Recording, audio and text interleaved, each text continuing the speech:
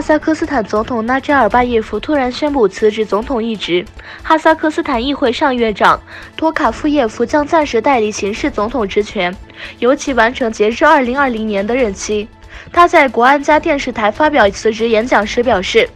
这一决定对他来说是不容易的，他将继续担任海国家安全委员会主席、祖国之光人民民主党主席和宪法委员会成员。东突厥斯坦新闻中心主席卡拉喀什就此事发表评论说，纳扎尔巴耶夫总统宣布辞职是为了避免他突然死亡导致的混乱。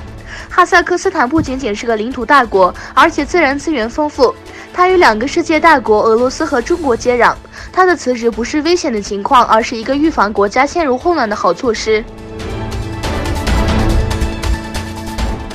中国在哈萨克斯坦的黑手试图绑架在阿斯塔纳软禁的活动人士比拉什。根据哈萨克新闻网报道，本月15日晚，身份不明的人试图用救护车绑架比拉什。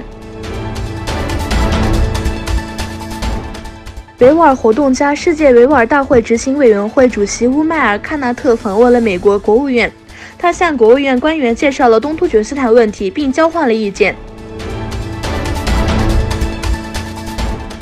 巴基斯坦陆军将军说，巴基斯坦将围栏与邻国伊朗的950公里边界，试图阻止武装分子的越境行动和走私活动。军队南部指挥官阿西姆·萨利姆·巴基瓦中将在奎达市举行的一次研讨会上说，围栏将从下周开始。他强调，边境管理和安全，特别是在巴基斯坦俾路支省，对该国的安全至关重要。美国财政部19日宣布对委内瑞拉国有矿业公司 Minerva 实施制裁，理由是该公司非法支持委内瑞拉政府。这是今年初继委内瑞拉国有石油公司之后，美方再次对委内瑞拉油企业实施制裁。美国政府支持自称临时总统的议会主席瓜伊多，不承认现任总统马杜罗。